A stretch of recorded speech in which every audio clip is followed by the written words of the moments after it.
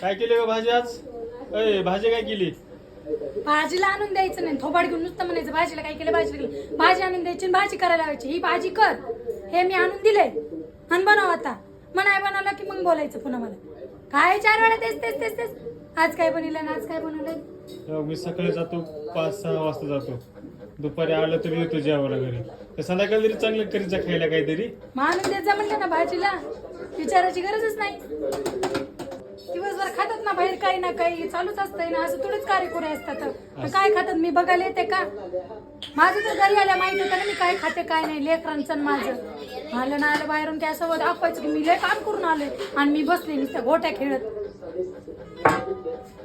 सकाळपासून वन फिरत इकडे तिकडे माहितीये का? हो फिरतात, तुम्हीच काम करतात. जगा वेगळं. जगा वेगळा म्हणजे तुमच्यासाठीच करतो ना मी. काय येते मग मी पण तुमच्यासाठी जेवण बनवते का लोकांसाठी बनवते का?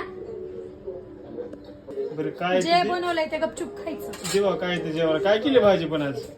जे असेल ते खायची, त्याला काय पर्याय नाहीये. भाजीपाला मरणाचा महाग झालेला आहे. दिसन ते गपचूप खायचं आणि झोपायचं गपचूप.